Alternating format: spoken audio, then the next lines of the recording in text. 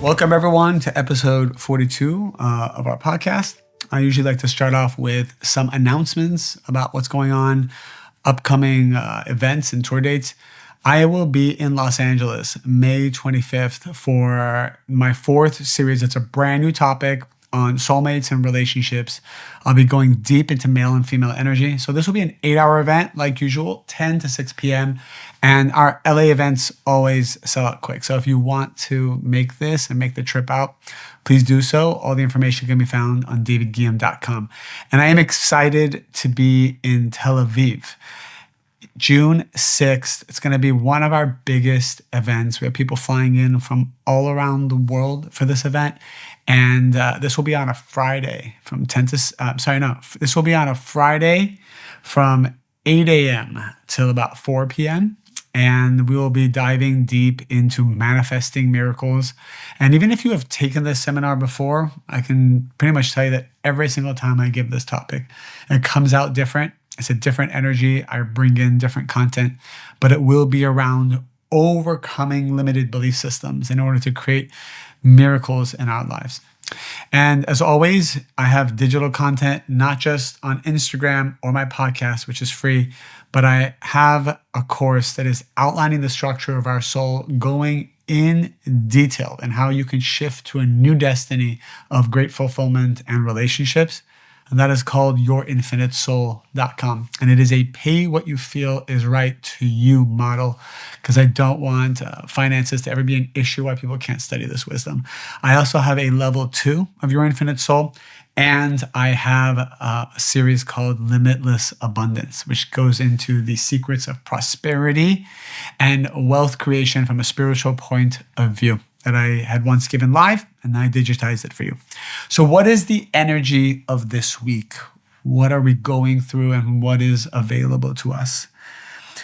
You know, one of the things that the sages always talk about, and you hear me talking about it is not about changing others, and it is not about changing this universal force that we call God or the light of the creator. It is only about one thing. It is about creating the vessel to be able to hold that energy. What is your vessel? What is your capacity to hold miracles? What is your capacity to hold a soulmate? And remember, a soulmate isn't a person. It is an energy intelligence that you draw in. So you could be married to someone and it could be not satisfying to you. It could be painful. It could be monotonous. You may feel no spark in your marriage or your partnership or your dating life. But because of a transformation you made inside yourself, a transformation you made in your consciousness, a fear that you broke through, something that you changed about your negativity and you changed it into positivity. You changed the doubts to certainty, anxiousness to wholeness. When you make that shift, you shift to a new destiny, which means you expand your vessel and you go from a 60-watt bulb to a 1,000-watt bulb, which means now you can hold 1,000 watts of energy. That's a metaphor spiritually for when we expand our vessel, our soul, the creator's energy can now come in at 1,000 watts versus 60 watts. The creator's energy always wanted to come in. This energy of fulfillment to remove our pain and suffering, to remove our darkness, has always wanted to come in. And it is never ceasing in its desire to enter our lives. There is no shortage of miracles. It is only us who need to expand the vessel to create the capacity to hold it. And so when we transform ourselves, the reason why the next day you could be with your soulmate when the prior day you were not, and that person could be the same person. That person you're married to the next day could receive the soul of your soulmate, could receive an energy intelligence of your soulmate that makes them a completely different person, or your experience of them makes them completely different. Haven't you ever woken up and one day the person you're with was completely different? Haven't you woken up one day and your business was completely different? And all of a sudden, things that weren't looking too bright turned out to be amazing? This is a result of a shift in our consciousness and the creation of a bigger vessel. And there are many ways to do this. And I've talked about so many different ways of expanding the vessel in my prior podcasts. I want to talk about one right now, which is appreciation and seeing the good. It might sound cliche, but the sages say that the moment we stop appreciating something, we cut our soul from that channel. So for example, let's say someone in your greatest time of need, let's say you're going through a very painful situation around finances and money, and all you needed was $1,000. This is a hypothetical. All you needed was $1,000 and get you out of all your problems. Let's say someone came along. Let's say this person, John, came along and gave you $1,000. And because John gave you $1,000, you now have solved all your debts, all your problems, and you had money to create a business that now is worth $1 billion. Okay? Because John had given you that 1,000, you now have a business many years later that is worth $1 billion. Now, of course, you appreciate John and you're always going to be nice to John and whatever, but in your mind, you don't really think John was that significant. After all, you are the one with your strength, your power, your certainty to have created this $1 billion business. So John's kind of an afterthought. You're not negative towards John, but it's just kind of like whatever. Don't have that much appreciation for John. It's not like someone who today is your investor or someone you really depend on that you would appreciate. And so the sages say, and my teacher, Rav Berg, had told this story. He said, if you do not appreciate John, if you do not bless John actively, if you do not every day think of John and send him energy, it is that $1,000 that eventually was the seed level for the $1 billion vessel.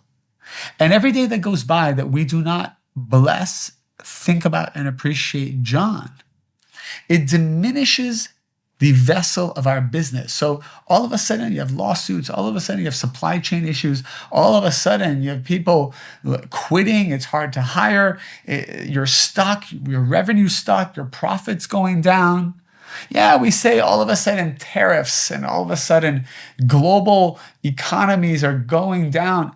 All of that is an excuse. I know people who are thriving right now in the economy. I know people who maybe they were even vulnerable by tariffs or something else, but immediately they received some kind of wisdom to transform their entire business and become even more successful. Where did this wisdom come from? This wisdom came because they had done something within their consciousness to open up their vessel to allow that energy in.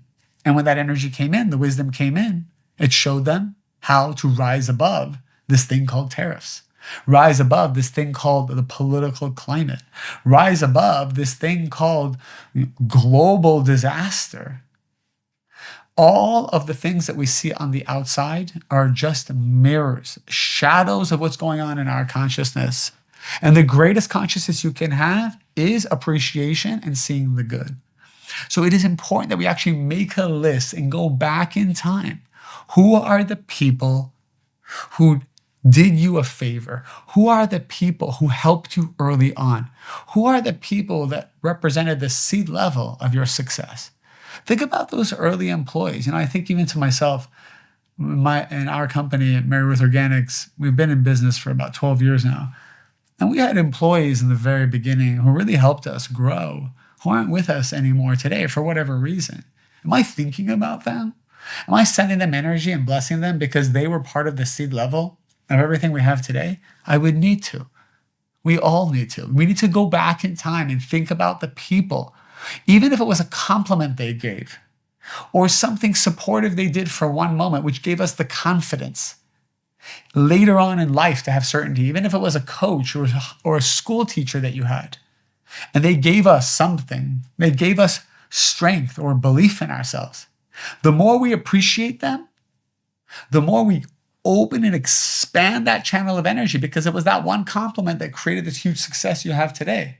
So if you don't appreciate them, but even worse, if you speak badly about them, if you put them down, if you assassinate their character, you completely sever. So imagine this for a second. John gave you $1,000. Let's say you got to a place where you're upset with John and you're cursing him. You have now fully severed your soul contract, your soul tie with John, who seeded you the 1,000. But now you got $1 billion company. What's going to happen to the $1 billion? Just because you started speaking poorly about John, this $1 billion will start to diminish every day until it's totally gone. Because we severed ties from the source. One of the 10 commandments in the Old Testament, which is just a manual to the soul. When you decodify the Bible, and everyone in the world knows about the Bible. When you decodify the Bible, it's all the secrets of Kabbalah. One of the 10 commandments is to honor and respect your mother and father. But what does that mean? What if they were abusive? What if you had horrible parents? What if your parents aren't even alive? What if you don't even know who your parents are? What if you were adopted? Do I still need to honor them and respect them? What does it mean? What does this quote unquote commandment mean? It's all technology. And what the sages are telling us is that when you honor and respect the seed level of anything, and in this case, your parents created you and gave you life, even if they weren't good people, they represent a seed level of who you are. And we know that in our time, even therapists will tell us, science will tell us, if you have a poor relationship with your father, if you have an unhealed relationship with your mother, you will have issues in your dating life. You will have issues in your love life. You will have issues getting married, or if you are married, you have issues within the marriage. If we have not fully reconnected our soul to our parent's soul. And that doesn't mean that we need to spend time with them if they are not good, if they're not easy to spend time with. It doesn't mean that we need to give ourselves up to them. It means that in our consciousness, we need to have appreciation and we need to bless them. Even if they are negative, we need to bless them. We need to journal. We need to write down. We need to pray that we appreciate them, that we thank them. And of course, if you can go the extra mile, spend time with them, pick up the phone and call them and tell them how much they did for you. Acknowledge it. Acknowledge it. And if you're a parent listening right now, can you imagine if your children at any age came and told you, even if you made their life miserable, you know what? I know you did the best you could do. I appreciate you, Mom. I appreciate everything you did for me. Dad, I know it wasn't easy. I know maybe you didn't have everything you needed to be a good father, but I appreciate you. I appreciate your soul. I appreciate that the Creator allowed me to come into this world through you with the difficulties and the blessings. I appreciate it. And guess what? Even if you don't mean it, words have power. Words are vessels. We can say it. Even if you don't mean it, the reason why you're saying it is because you want to get to a place where you mean it. When we go to the gym or we do things, we do exercise that we're not in the mood to do, what's the secret? Just do it. You just fake it until your body gets excited about it. You know the hardest part of going to the gym is actually getting dressed to go to the gym. That's the hardest part. The hardest part isn't when you're at the gym. The hardest part is deciding to leave your house to go work out. And what do? You say, I don't want to. I'm not in the mood. I don't want to go to work. I'm not in the mood. I don't want to do this nice gesture or apologize. I'm not in the mood. But we know that Kabbalah is rising above body consciousness. It's about what your soul wants, not what your body wants. If every time you made a decision based on what your body wanted, you would always be chasing instant gratification, you would only be feeding addictions, and as a result, you would have sugar highs of fulfillment and then crashes constantly. And if your life is like that, where it's constantly up, down, you have something, then you lose it. You have something, then you lose it. You're happy, then you're sad. It's indication that we're listening to what our body's telling us. We're only doing things based on knowledge, what I know, what I see, as opposed to rising above all of it. Who cares if you're poor? You say you're rich.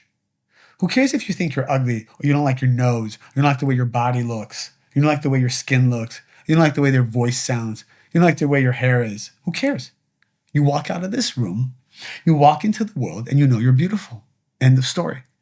You walk into an event and you say to yourself, I am the most attractive person in the world. I am the most successful person in the world. I am the most whole person in the world. I am the most spiritual person in the world. This is what you say. Because at the end of the day, attraction is dependent on one thing, not on how you look, on what you believe about yourself. It's your consciousness that means everything. So going back to rising above body consciousness and connecting and honoring the people in our lives who have given us something. My teacher used to say, I'm always hesitant to accept favors and gifts from people because I know I will have to bless them for the rest of my life. I know if I receive money from you, an investment from you, a favor from you, and because of that money, that investment, that favor, I create something great, I will have to bless you for the rest of my life. And so It's kind of funny to think about it this way, but I have to ask myself, if I don't want to be bound spiritually to you for the rest of my life and having to bless you and thank you for the rest of my life, then I should not accept your gift. That's just another way of thinking about it. And so many of us have received from people in our lives. And the more we can start to see their good, not because they deserve it, not because you don't want to lose the energy.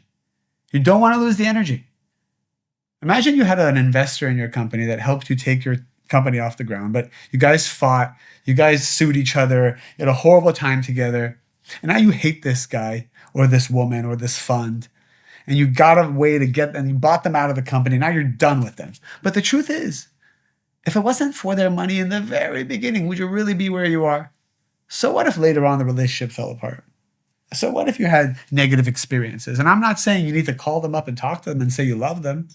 I'm saying, do you appreciate that the Creator arranged them to come for even the short time they did to get you to where you need to be? Because you need to appreciate, to establish that piping, to establish that vessel so the energy can flow. Everything is piping. We know that if a pipe is broken, if a circuit is cut, there's no light, there's no water, there's no electricity, there's no oxygen, there's no air, there's nothing. One pipe, cut, done. We sever pipes when we don't appreciate, and even worse, when we speak poorly about other people.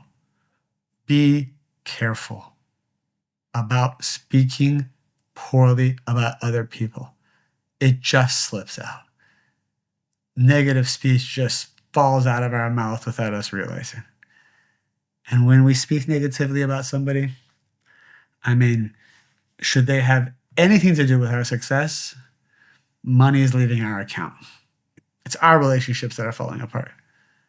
Imagine someone helped you meet your wife or your husband, or did you a favor or helped you with wisdom or knowledge, and your life was great. And then later they did something horrible to you. They traumatized you. They took advantage of you, of their power, of their generosity, whatever, later on. But the truth is, the first time they saw you, they met you, there was something divine. The Creator arranged them to help you, even if they were manipulating you. Even if it was jealousy, we have to separate the two. We have to separate good from bad, always. Too often we lump everything together. Someone's good to us 90% of the time. They're hurtful 10% of the time. We just say, they're a bad person. I don't want them in my life. They're toxic. They're narcissistic. Really? Is everyone narcissistic? And by the way, Kabbalists say narcissism is just extreme selfishness, which means huge desire. And that is the precursor to revealing miracles. A narcissist who studies Kabbalah basically is a person who takes their huge desire and says, I want to reveal light with it. They just don't know how to reveal the light, which is through transformation, through certainty, through giving, becoming like the Creator. That's how you reveal the vessel. And so they just take energy whenever they can. And they might manipulate and scheme, but it's all just short-term energy. That's essentially, we have to review narcissists. In fact, you should desire a child who's a narcissist. Meaning, please put it in context. You should desire a child who wants everything, who has big desire. But it is our job as a parent not to suffocate that desire, to make it small, to tell them they shouldn't want things. Tell your children to want everything. The world's yours. But how you receive everything, you must give everything. You must truly give. You must truly transform your fears and your hatred and your negativity. You must not take from anyone. You must allow the world to give to you, to your big selfish desire. Allow the world to give to you in the right time, in the right way that makes them feel good. You must appreciate it, honor it, and respect it for always. And so, in summary, think about the people in your life. If they've given you even one thing, think about your ex-husband or your ex-wife who gave you children. They gave you love. They taught you what to do. They taught you what not to do. They gave you wisdom. You must bless your ex. Talk about it all the time. Bless your ex. Stop fighting with them. Stop trying to manipulate the children. Stop trying to manipulate them. You're just destroying your own vessel. You're just destroying yourself. You have to come back next life with the same ex and fix it all over again. You want to come back with this person all over again and go through another 5, 10, 15, 20 years, rack up legal fees and watch the children constantly be torn apart? You don't need any of that. You are here destined for miracles. Just be with the light. Forget about being right. Appreciate and bless.